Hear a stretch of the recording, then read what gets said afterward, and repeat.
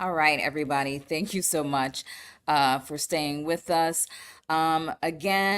Welcome to the Black Mental Health Matters, excuse me. Our mission here is to encourage open dialogue around mental health among Black communities, all Black communities across the diaspora. I am your host, Cynthia Hill, and today we have special guests with us discussing the topic of barriers to mental health care for men, unraveling the challenges. Okay, let's go ahead and welcome Dr. Cloud to the show here. Thank you so much for joining us, Dr. Cloud. Thank you Thank for you for having me. having me. Good Good morning, morning, everybody. everybody. Absolutely. Thank you so much. All right. So today, Dr. Cloud, I want to give you a little bit of an introduction. Everyone at home, a little bit of an introduction. Dr. Cloud is currently a social worker for Mecklenburg County, North Carolina, where he provides HIV and STI outreach services to the community. Dr. Cloud has been in the field of social work for over 8 years, and during his time has served in various capacities, including outpatient mental health, adult and juvenile correction facilities and services, HIV treatment centers, and the school system serving grades K through 12. Wonderful.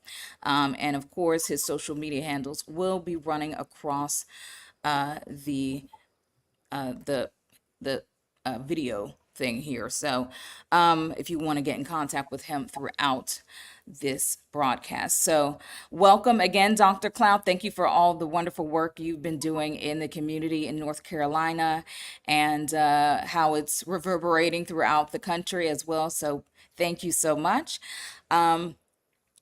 If you'd like, we can go ahead and get into the questions today. Yeah. Yeah. Okay, so everyone, again, we are talking about barriers to mental health care for Black men and unraveling the challenges that they face in our country. And my first question here is, why do you think this topic is so important and should be discussed right now in our nation? So So I I think think when when we're we're talking talking about about why this why is this is important, important, we we need need information, information. it's It's because because you are you are seeing seeing men uh, in the in the lack last of participation. presentation. Uh, Uh, we're we're also also seeing seeing the the increase increase everyone everyone those knows who men. man. And And so so when we when we have have conversation, conversation, we we bring bring it it to the to the matter. matter. It It lets lets who are who are mental mental health health professionals professionals to to better better understand what's and what's going on, going how we how can we can treat the treat condition. the Okay, wonderful. You're going in and out, so I kind of want to get that situated before we continue on. Let's try and troubleshoot this for a second, and then we'll get back into the questions. Oops, excuse me. Can you go ahead and test your mic again? Were you able to kind of? Yeah, can yeah, you hear can me? you I'm still getting you going in and out. Okay, okay give give me. me Uh, uh, uh,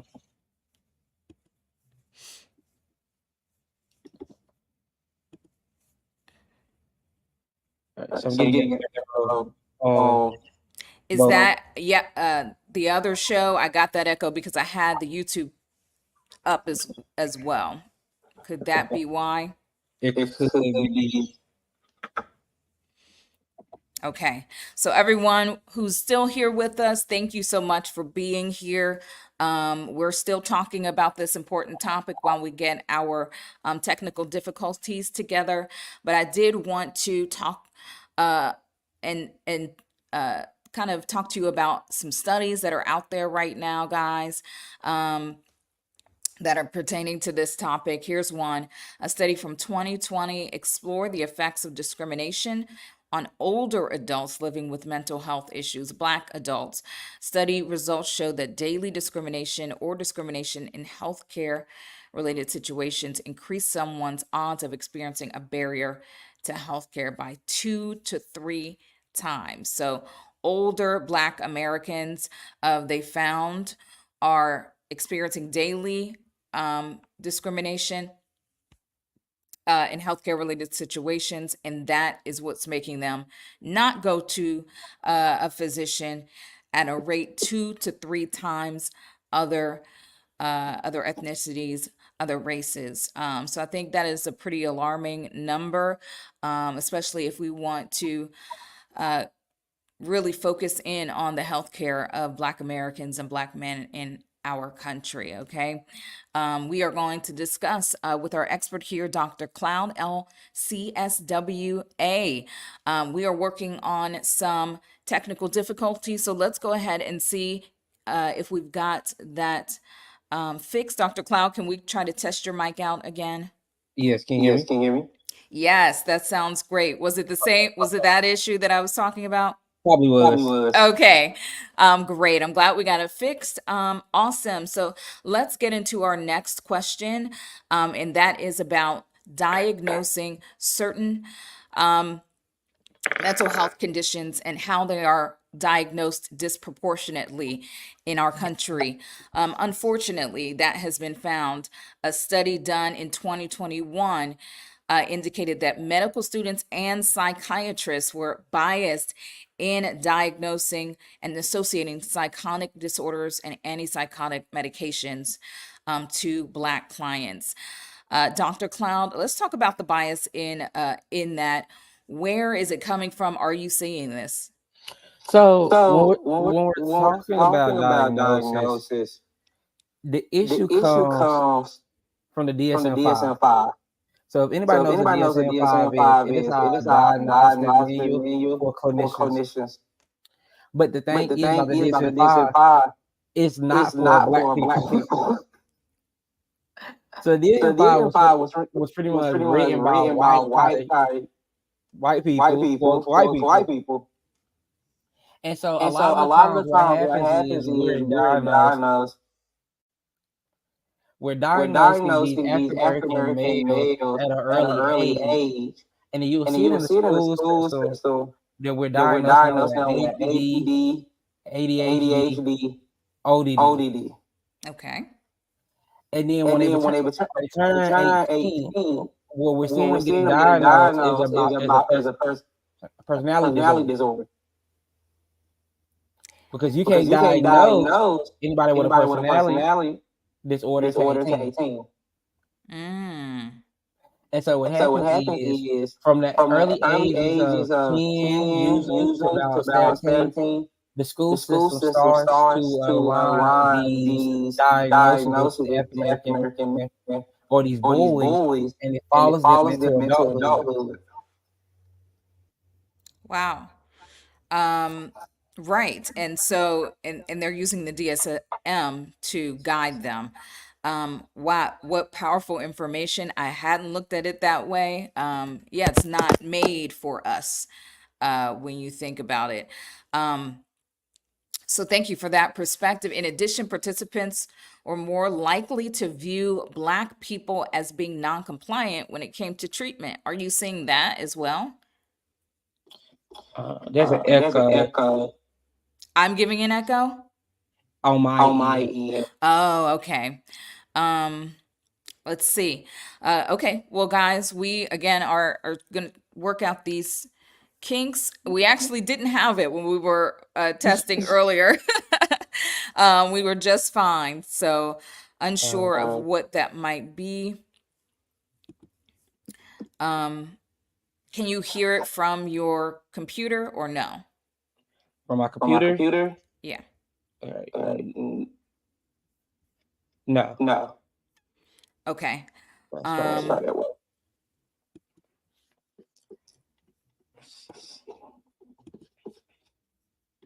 Yeah.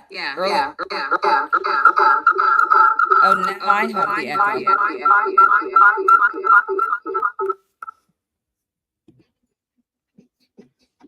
All right. Okay.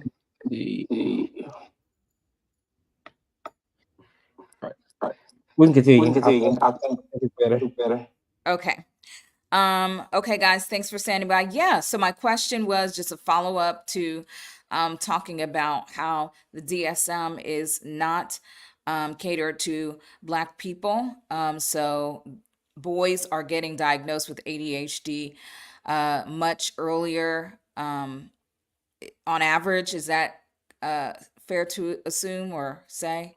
That is That fair to is us, fair to because Okay. what we're because what we're seeing seeing is as is they get as they get diagnosed, diagnosed, boys are boys are hyper. hyper. And so And we so saw we them saw being them being hyper. We hyper. We start with start this with this acute phase acute cell phase cell with some with sort of some sort of DSM-5 DSM-5 diagnosis diagnosis that they're that going to be they're going to be kids. kids. But then what But then what happens happens is that as is they that get as they get older, older, they they become become tapped out tapped because out of this because of this hyper hyper behavior. behavior. That's when the That's when the diagnosis diagnosis comes out. comes out. And And because because we so we often so want to often want to medicate medicate children children to get to the to root the root cause, cause, they're stuck with they're the stuck with the diagnosis. diagnosis. Yeah, almost like a quick fix. And I can attest to this.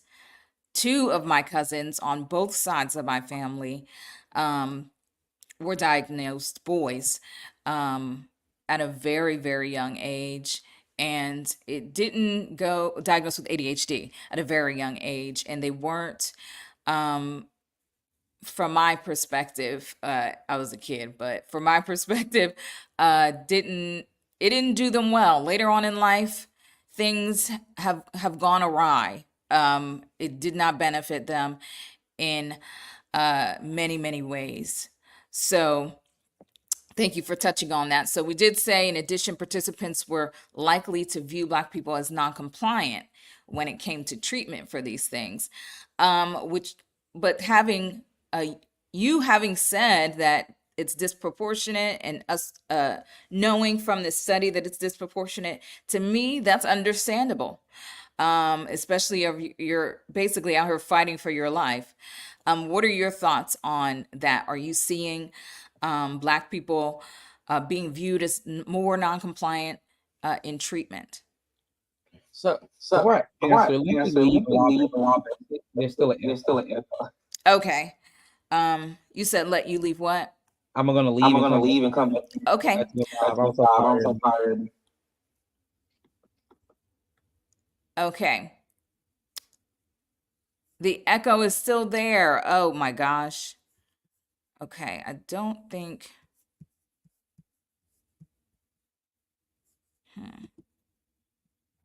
Yeah, I don't think it's me. So let me.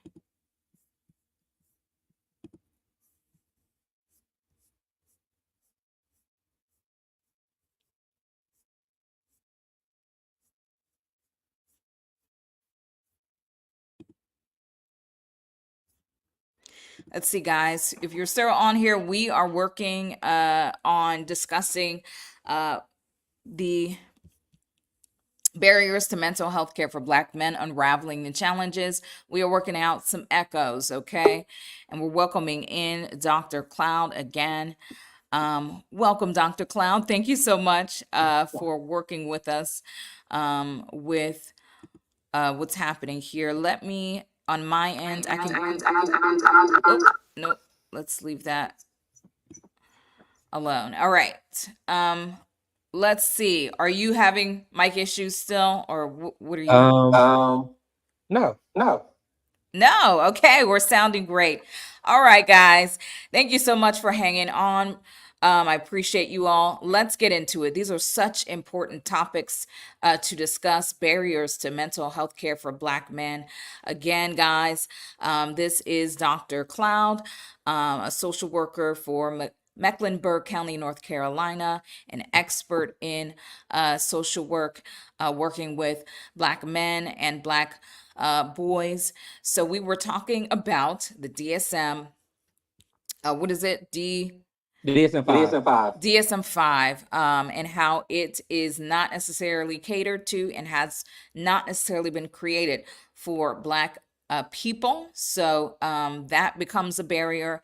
We're also talking about a study that shows that students, medical students, and psychiatrists do have a bias when diagnosing or associating psychotic disorders and antipsychotic medications with Black patients.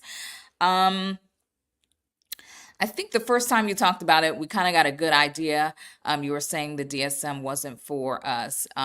Let's continue talking about uh, the view that Black people are non-compliant, more non-compliant when it comes to treatment for these medical conditions, mental health medical conditions. Your thoughts? So what comes into this is that the reason people are non-compliant, or the reason that they don't want to follow like the proper protocol of treatment, is because many they're scared of the doctor.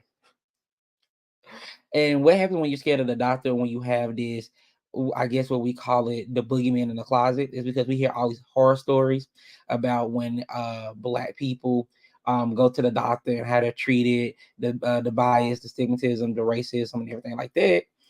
And so it makes them scared. And then you also have to look at like prior studies as well, where African Americans have been participants in the study. But like, the Tuskegee experiment, right? That's one of the biggest one. Henrietta Lacks is another biggest one. How we're still using her cells in modern medicine and now, but her family never got recognition, I think, until like the mid 2000s for that. So it scares Black people because, one, either we're overlooked, or two, we're overdiagnosed, three, we're underdiagnosed, or four, doctors just don't really care because all they see is our skin. And so we're dealing with these, pretty much these four things, right? And so, especially when you get a white doctor, and I've seen this happen plenty of times, when we get a white doctor, we most times people don't want a white doctor because they're not listening. All they're trying to do is just treat what you're there for, versus treating the underlying condition that also may be there with it, especially in mental health, because we don't know. I'm not gonna say me, but certain those who are non-Black do not know exactly how to treat mental health for those of color, because they're going off of one treatment modality, right? They think it's a one all fits all. So what may work for your white client in a mental health episode may not work for your Black client in a mental health episode, and we don't seem to look at that sometimes. Oh my gosh, you're so right. And then are you seeing that um, Um, let's talk about now, like you were already touching on, underrepresentation in clinical trials. System barriers include issues like lack of insurance or access to quality hospitals, while individual barriers include factors like overt and implicit bias or discriminatory behaviors that healthcare professionals exhibit during patient encounters. So we've got the discrimination that's coming in, and we've got the access as well to insurance and lack of quality hospitals. So, not these are the barriers that are making Black folks, Black men, not participate in clinical trials. Can we talk more about that? Should they participate, in your opinion? And if so, what should Black men specifically know about these clinical trials so that they think it's more safe, or know that it's safer? Um, what will make them participate?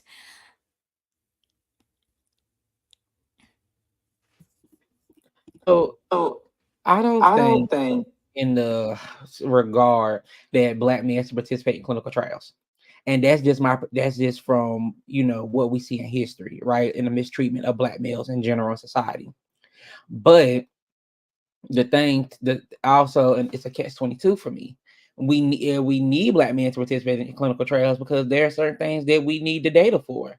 But I personally would never tell a Black male to participate in a clinical trial, only because when we look at, again, we can go back to the Tuskegee experiment, right?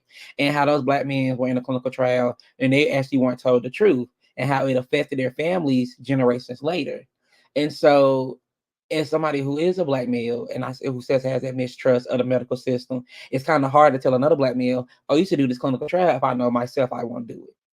But if it's a clinical trial ran by us, for us, then that's a different story. because then I know now, not saying all kinfolk is skin folk, but it also can say as well that if I see a study and it's predominantly African Americans who are utilizing or running the study, then I'm more inclined to tell fellow black men this study is by us and it's for us. So I believe that the harm reduction is greater, as in there is less risk of harm than it will be in a study created by those who are white or non-black. Because I know that this data that's being utilized or the data that's being taken from the clinical trial will actually benefit us as a whole. Versus if it's a clinical trial ran by somebody who's white, I don't know where that data is going to go, and if it will actually harm us or benefit us in the same breath. And so it's kind of one of those tricky slopes, because you want advancements in modern medicine and clinical trials for us, but then it's also in the same regards, you don't know exactly what may happen, because again, history has shown the mistrust and the misuse and the abuse of black people. And then black men have always been on that scope as well. And so that's really where you kind of be like, I don't know if this is kind of a safe option. And I hope that answers the question, because so often when we talk about clinical trials, and I've seen plenty of clinical trials, and they say, well, we need more people of color, right? Like Duke University is holding a clinical trial now on exercise, and they're recruiting men of color. But is the study is not by men of color. So what do you want to know about exercise from black men that you can't get from any other race? And so it's kind of those things that kind of like I would need more insight to make a good decision. Wow, what a powerful explanation. I think you're exactly right. There's no one right way to go about it. And there's so much hurt and trauma that is um, associated with these clinical trials. But I did want to follow up and ask, so if you are seeing that, are you seeing any trials that are Black led? So lately, I haven't seen any trials that are black led, and the only reason why is because we don't see those trials too often, and it's only because of the area as well. So I think it depends on your geographic region, right? So for instance, if you're near John Hopkins, if you're near Duke University, if you're near one of those major hospitals, or the CDC in Atlanta, you're more than likely to see those type of clinical trials in the area. And so I haven't seen any clinical trials led by black people for black people. And it's not saying that they're not out there, but I just know that in my research and over the last couple of months, I haven't seen any clinical trials where black people are the ones running it. And you're not going to see that too often. It's going to always be one of those rare. I call it the unicorn in the bunch, because it might pop up out the blue, and then you won't see it again for a while, and then it'll pop up again, and you're like, oh, okay. But other than that, often. When you do see that unicorn, are you seeing that it is from what, like HBCUs, or what kind of hospitals and experts have you seen, if you can So if I tell? So if I see that type of clinical trial, what I'm seeing it from is, you're correct. I'm seeing it from our predominantly black areas. So like Meharry Medical College, right, is an HBCU. And they have the School of Medicine is there, the School of Dentistry is there. And so a lot of their clinical trials, or trials in general, you will see steered by the black people there, for the black people in the community. Howard University, one of my alma maters, the School of Dentistry is there. And so when there would be those dental trials, it would be geared towards people of color, because they understand that people of color have one of the lowest health literacy rates in the United States, and it's usually those who are older, not those who are younger, because those who are younger now have more access to care than those who are older. Those who are older, we're going to talk about the generations who were born before us. So not our mother's generations, well, depending on how old your mom is, but our grandparents and our great grandparents, their generations. Okay, thank you so much. So, we talked about this already a little bit, going less for fear of discrimination. That's what's happening in our communities among Black men, among Black women as well.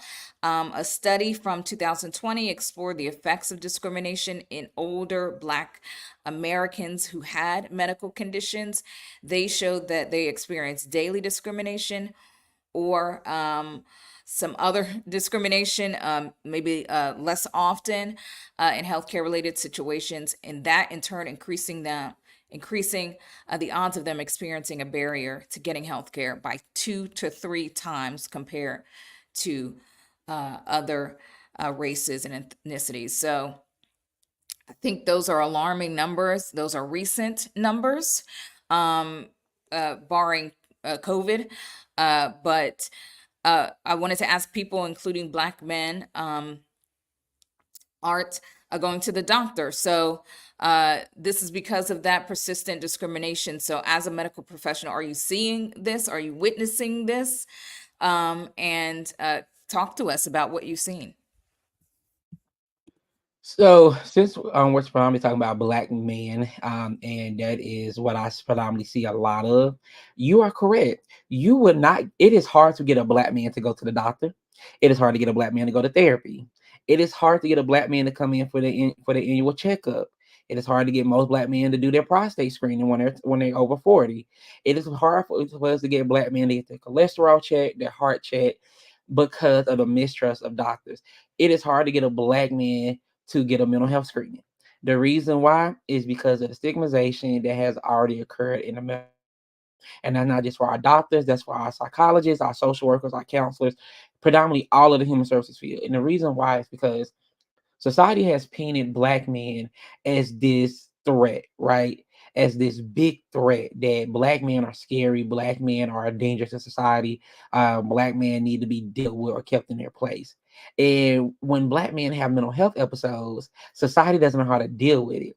And so in the last couple of years, throughout COVID, when the isolation was happening, we started seeing like a lot of Black men going through depression, suicidal ideation, and then a lot of Black men have started trying to utilize therapy.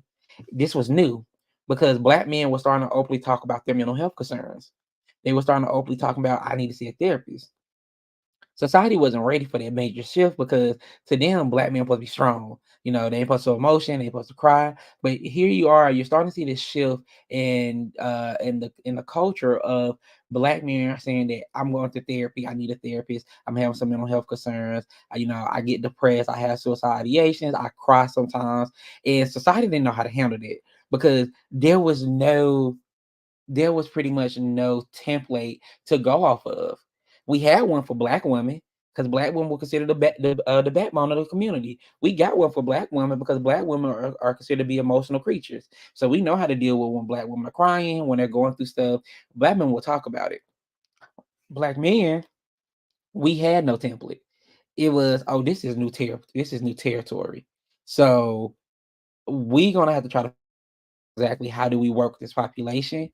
But Black men also had that indoctrined fear of, we don't talk about our feelings. What happens in this house stays in this house. Um, why are you as a man your age or a man as big as you over here talking about you're depressed, talking about you want to kill yourself, like you need to go out there and be a man, don't no man do that. And then on top of that, we had clinicians who did not understand exactly how to treat. And the reason clinicians didn't know how to treat is because we have predominantly clinicians who are not of color. So the white clinicians, right, or the white doctors who are not used to an influx of African American males coming in to be seen for certain treatments or certain conditions, they don't have a rule book to go by. They're gonna go by what they generally use with and what they generally know, but then they don't also have to understand there has to be more that we can do. Clinicians realize, and this goes back to my earlier answer. Clinicians started to realize the DSM-5 was not a one-all fits all because they were getting these African American males who weren't fully meeting criteria. So you were having depression, but you were not meeting full criteria for depression. So I couldn't fully diagnose you. So I gotta go through the DSM-5 and see what else does your diagnosis fit. Oh, you don't fit bipolar 1. You don't fit bipolar 2. You don't have acute schizophrenia. You're not presenting with any type of systematic disorders that are meet the full criteria. You want to know why? Because the DSM-5 for you. So now I gotta find generalized depression disorder, right? Or generalized anxiety disorder. We don't know exactly what it is, but you meet criteria for it. So I'm just going to give you generalized anxiety disorder or a generalized depression disorder because that's all I need. I don't need you to meet I don't need you to meet full criteria. You meet the minimum. So I can just give you that diagnosis, send you on your way, prescribe you some medication to treat it, and say that I did what I need to do. And that's where that fear comes from because I'm being underdiagnosed. There's something else there. Y'all don't know what it is because the rule book that you're used to, it doesn't have a category for me. It doesn't have a category for anybody not who is not white because that's easier to treat, right? But when somebody black come in and a black male like myself, oh, it doesn't fit. So now I got to figure out, can I just assign you a generalized criteria and pray to God that you never figure out that you were underdiagnosed. That's right. Thank you so much. And that reminds me of the clinician who was talking about Black women and how they present differently. It kind of went viral. It's on the internet somewhere, but um, Black women can present differently when it comes to depression and anxiety. Number one, can you comment on that? Are you seeing that they're present, what ways are you seeing them present differently, and how do you feel personally about this kind of change in men, Black men, generationally, uh, being more willing to acknowledge that there's mental health issues going on? How do you feel, what do you think of that? So in the sense, and I'm gonna answer your first one and your second one because the second one is really gonna be interesting. So the first one, black women have always presented differently. So that's why it's always been, I want to say, easier to treat black women because black women are going to tell you what it is. They're not going to let you, and we can laugh about it, but black women are not going to let you just diagnose them. They're going to tell you, no, that's not it. We're going to get to the bottom of this. And if you can't do it, get somebody else who can do it. And I've seen this in numerous of my clients. I've had a client before, and she said, no, that's not what it is. She said, we're going to try this again. She telling me my job. And I'm like, yes, ma'am. Because she's an older black woman, and I was raised to respect everybody. But that I remember that this lady had to be about my grandma age. She said, no, that's not it. Let's look again. I said, yes, ma'am. And we went back over everything, and I had missed something. And I was like, okay, that's my fault. And that's something I should have been paying more attention to. And so but the thing with black women is they are going to always present depression, anxiety, and then you also got to think about it. Postpartum depression, right? We're starting to hear a lot more about postpartum depression in women, only because we are starting influx. It's been known about postpartum depression, but it's been known in white women. We're starting to hear more about how black women have been mistreated in the hospital system, which we already knew was common, and that during birth how they're overlooked and everything. But postpartum start really making is I want to say making headlines in the news when a black woman was starting to kill themselves or starting to hurt their children, or they were starting to alienate their husband from affection. And the reason why is because they didn't know what was going on, and it was postpartum depression, but nobody was diagnosing it at that time, right? Or nobody was they were overlooking how it was being presented. Just like a heart attack presents differently in a woman than it might in a man, a stroke will present differently in a woman than it will in a man. Like everything was presenting differently. But black women are going to tell you when something is not right versus a black man, he's not going to tell you because he might not even know what's going on himself. Black women always know when something is wrong in their body. I don't know if it's because of the woman anatomy or it's because a woman are more in tune with their body than most men are. But there has never been a time that I have not worked with a black woman and she is not able to tell me exactly what's going on right down to the letter. And I'm like, that's right, because she knows. I may have my own clinical knowledge, but who knows you better than yourself? And I've always seen how it presents differently. Mental health episodes, bipolar presents differently than it does in men, and I've seen it. I've had a client before who was bipolar schizo, but her boyfriend was bipolar. He was bipolar schizo with onset depression, but it presented differently. It presented his presented in outbursts, anger outbursts, violence. Hers presented in her being withdrawn, her fully going numb, and you could see the difference on how they presented. But she was more inclined for therapy or for services. He was more resistant to therapy and more violent towards me. And you got to see those differences in our interactions. Now, to answer your second question about the influx of seeing Black men starting to get these services, right? It's a good feeling, and the reason why is because Black men are starting to show society that we are not just what media or society portrays us to be. This whole uber masculine, thugged out, hyper aggressive, image that the media portrays. And we all may laugh at it because of what we see on TV, but people really have categorized Black men as not having emotions. Like we're just supposed to just be here, right? We ain't supposed to smile, we ain't supposed to cry.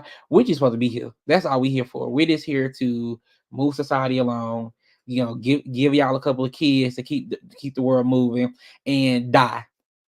That's really what I look at. That's how I really have a look. We're born, we work, we give society a couple of kids, we die. That's how some people in society view Black men. And when Black men start finding that voice, they say, nah, that is not it. We have issues. We have trauma.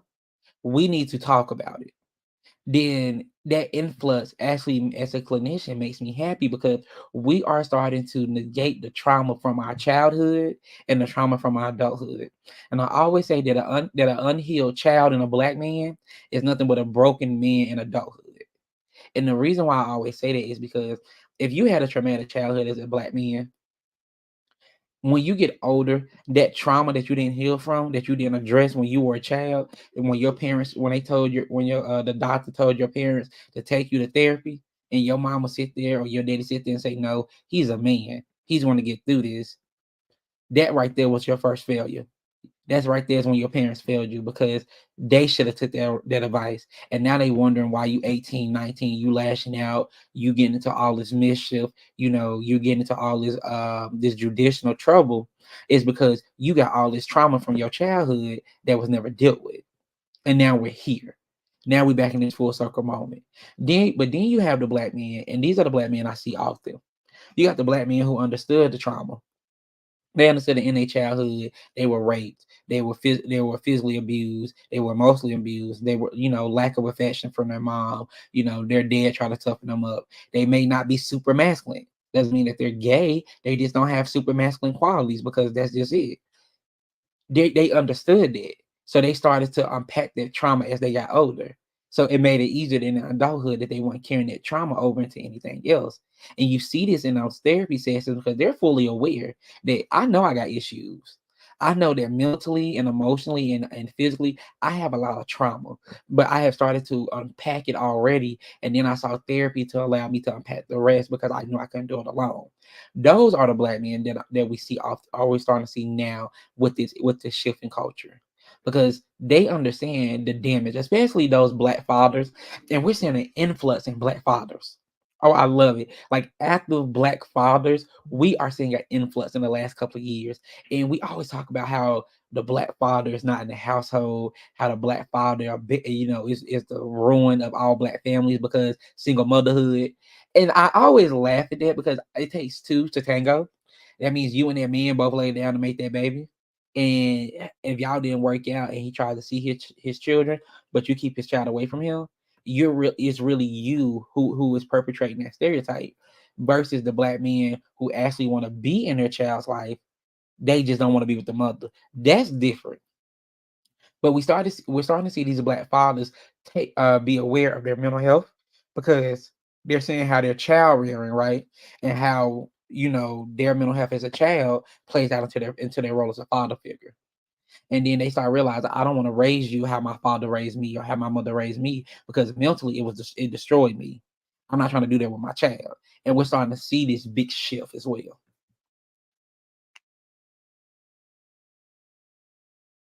Thank you for going on about that. Very important and great to hear your actual opinion about that. And it is great to hear that more men are going on and being open to medical advice about mental health. All right, so our next section is called Following Doctor's Orders.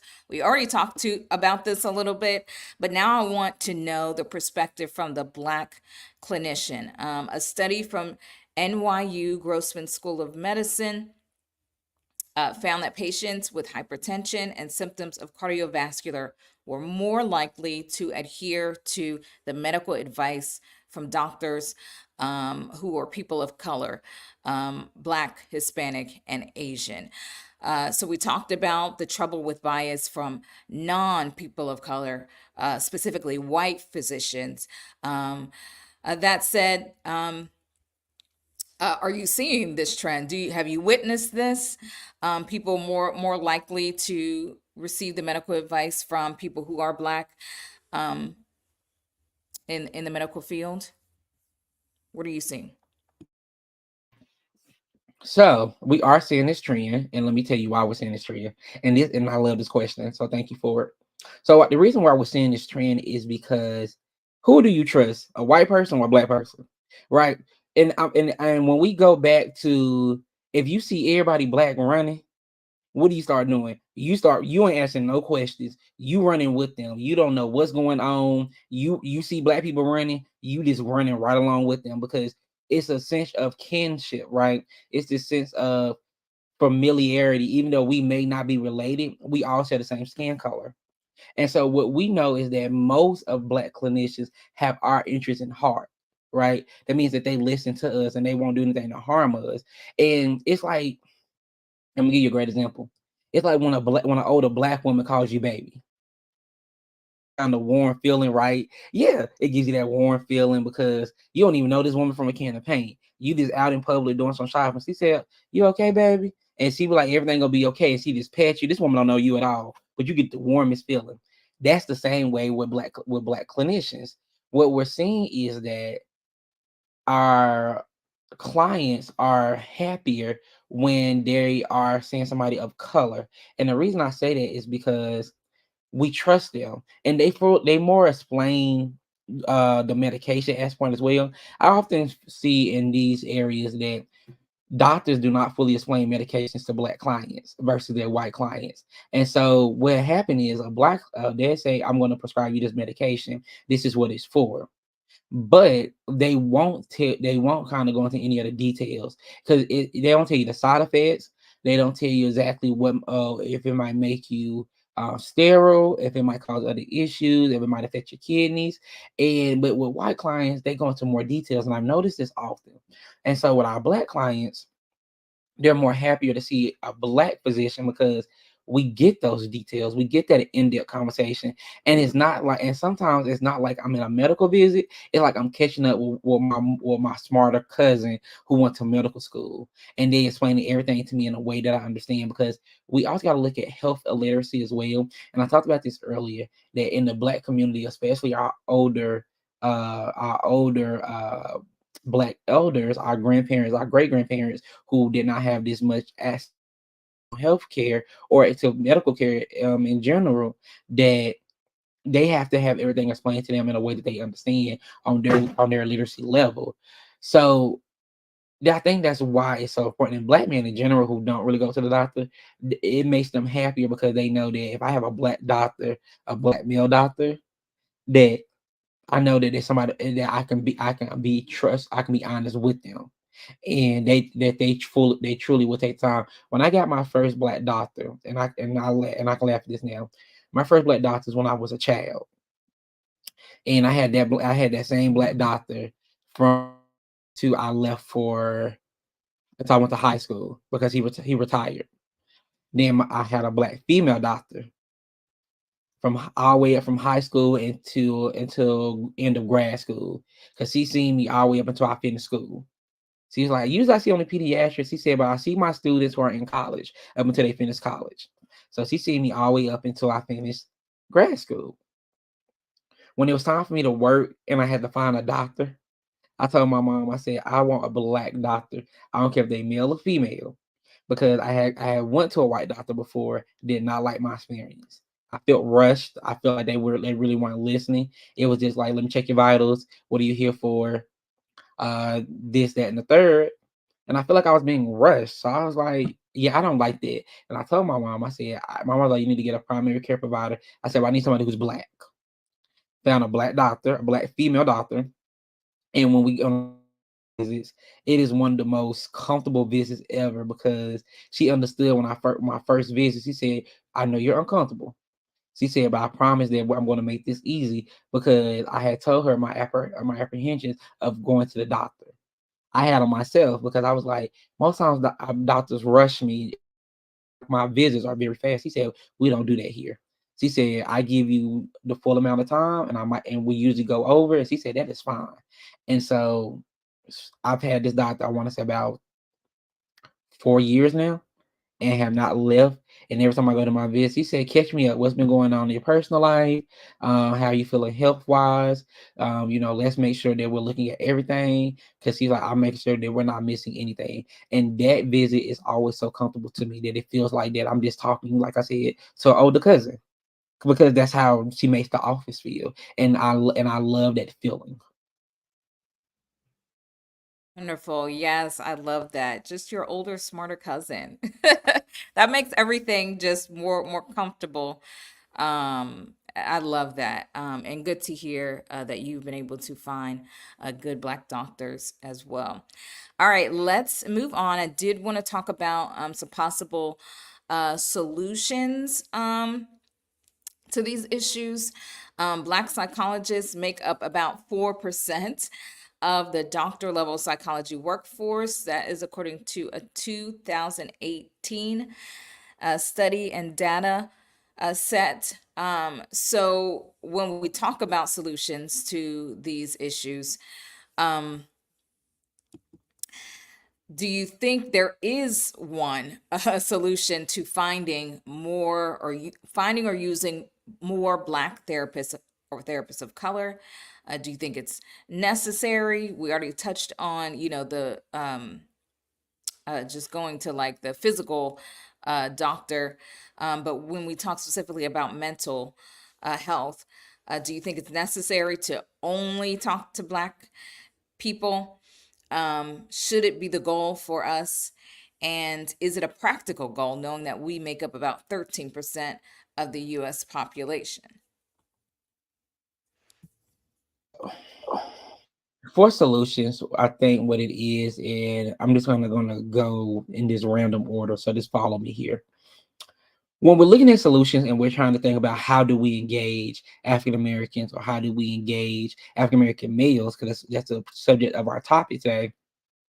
One, we need to reorganize the DSM-5 and to include inclusive diagnoses. And what that means is that these diagnoses are inclusive to those who are non-white. And that would allow clinicians, not only of color, but not of color, to understand how to work with these populations.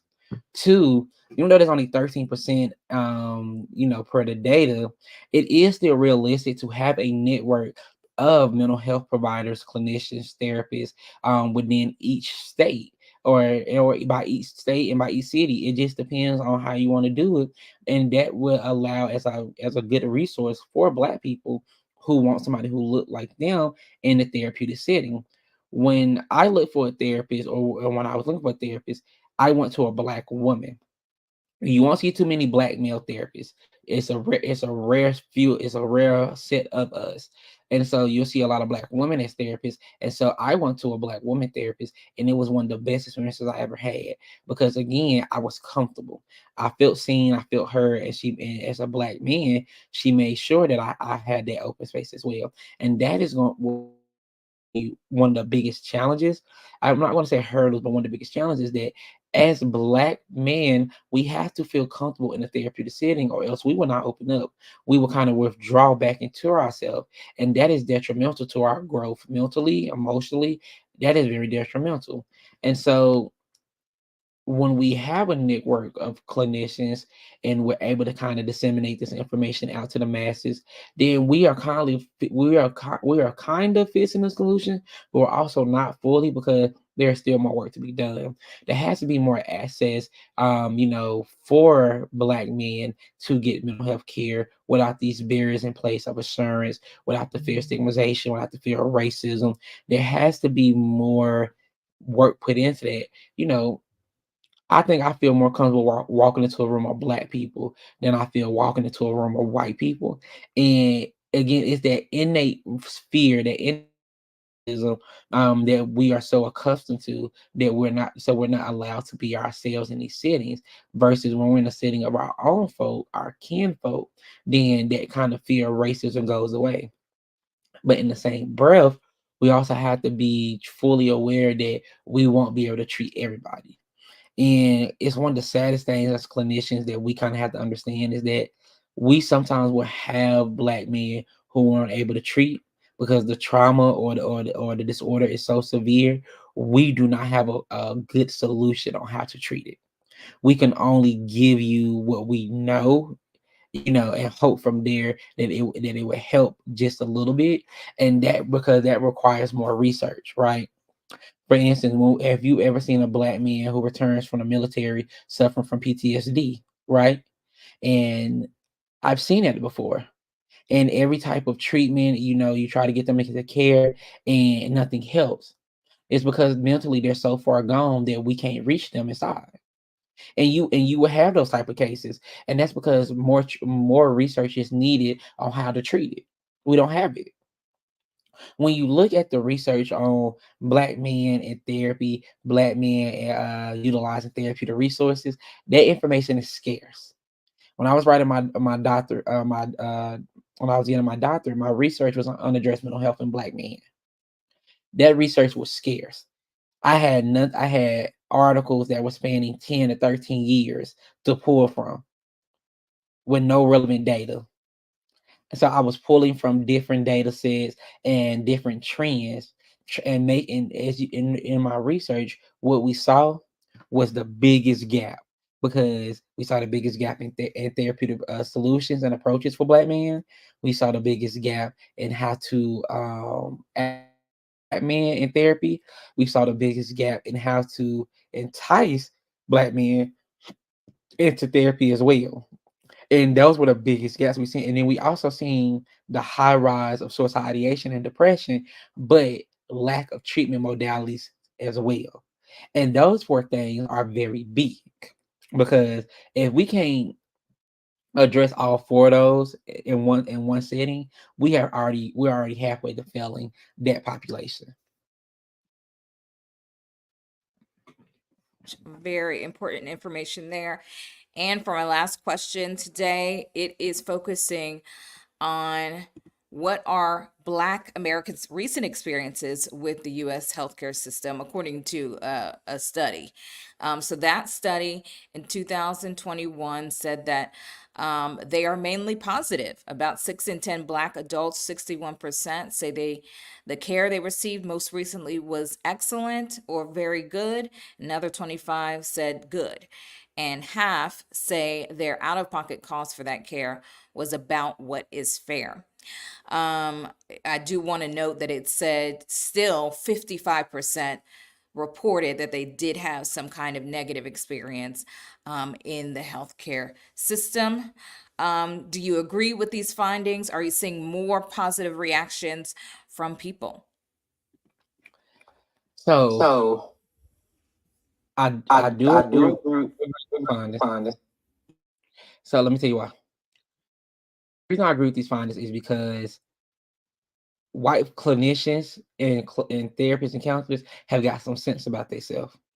And I'm very southern, so it's a compliment. But in the same regard, it's also observation. they have got some sense about themselves because they have seen, like I said, they've seen this influx, right? And so they've also seen in the news the treatment of people of color, specifically black men, in the treatment of black men in the media, police brutality, and they've heard the horror stories. Nobody wants to be on the side of a lawsuit, and nobody wants to be on the side of negative publicity for the therapeutic company, for the hospital. They don't want to have to deal with anything. And you seen that, and if you notice, a lot of people have been about diversity, equity, and exclusion lately, right? DEI.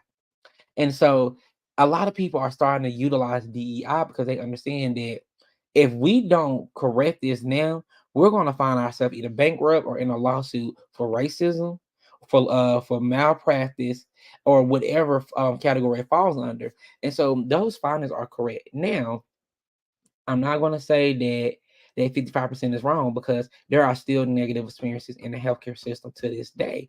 And those experiences that we see are because you have people in the healthcare system who still have these, I want to say, these old ideologies of how to treat black patients. And then when you start, and I think the reason why is because we have people who are our grandparents' age, people who are our great grandparents' age, and people who are also our parents' age, depending on what age your parents are. So over the age of 50, I say, for most people, who are still in the healthcare system. And so when they were learning medicine, or when they were practicing medicine, we have to look at exactly what type of time it was. So, say for instance, if you have an older white doctor who's been practicing medicine since the 1980s, or since the 1970s, if we want to be honest about it, he still may have this certain ideology about working with black patients. Versus if you have a new doctor, a new nurse, a new CNA, a new social worker clinician who, like we'll say, within the last 10 to 15 years, who's came out of school, they are more aware of what's impacting the healthcare systems. They are more aware of the latent racism that underlines the U.S. healthcare system, the U.S. Therapy system as well, and so they know exactly how to navigate it. They know exactly what to look for to make sure that they're not on the receiving end of backlash, or the receiving end of anything that could potentially ruin them as a clinician as a clinician working with people of color. And so I think in the next probably 10 to 15 years, we're going to see this trend, and we're going to see a increase in this trend of black clients saying that their healthcare experience has been better. And I think it's because we're starting to get these new doctors in, and we're starting to see an influx of doctors of color, clinicians of color. And as we're seeing this influx, we're starting to see that these experiences are getting better, because again, we're seeing more of us. Great. Yes, they know to keep it together. Basically. Thank you so much for that. That is the end of our show. Is there anything else you'd like to share, Dr. Cloud, on this topic that you didn't get to talk about? I think the I only think thing the that only thing that is is that that health is very beneficial to us. And one thing I didn't get to talk about, and one thing I want to drive home, is that when you have the chance to, or when you are going into these healthcare settings, these therapeutic settings, and there is not a clinician of color on the team or on staff, treat that as your first red flag. And I hate to say that, it's because if you have no type of person on your team who can speak to the diverse population that you're working with, and if everybody on that team is white, then that treatment model was already biased and skewed. I would rather walk into a doctor's office or a clinician office and see four white people and one black clinician. That means that I at least know that somebody has input for me, by me. But if everybody on that in that office or in that doctor's office is all white, and you never had, or there's nobody there who works for you that looks like me, that is the first red flag, and lets me know that you would not work well with me, and that I need to find somebody else. So always be aware of that as well. That you should always have a clinician office or a doctor's office with somebody that looks like you on staff, because you will always have an advocate in your corner if things do not go right. And that's all I gotta say. All right. Thank you so much. It has been an absolute pleasure. I want to encourage everyone to educate yourselves about this topic. And if you're a Black man watching, we hope this was able to encourage you in some way and bring some insight to you. Dr. Cloud, thank you once again. I did want to ask you to announce your social media tags or websites or the services you provide to the folks watching. So everybody, thank you again for staying with us through our technical difficulties. So my Instagram name is Dr. Cloud _ Southern Bow. It's a play on words to my Southern heritage. You can always find me on LinkedIn at DeQuavion Cloud, or just put in Cloud. I promise you I'll pop up. Cloud is not a common last name. I also do mental health consultations for organizations that want to work with Black men as well, or they want to figure out how to diversify their portfolio to attract Black male clients to their agency as well. So you're always more than welcome to reach out to me for a consultation about that as well. And then I also do have a Black Men Need Love Too, which is one of my mental health journals. And it's geared for Black men, written by Black men. And it pretty much has a lot of therapeutic prompts in there for Black men to kind of help them through their therapeutic journey as well. And that's pretty much all I do. That's me. All right. Thank you so much. Again, it has been such a pleasure to everyone. Thank you for tuning in to Black Mental Health Matters. To support our show, please visit bmhm.org. And for the latest conversations on Black mental health, please follow us on all social media platforms. Thank you, and see you next week.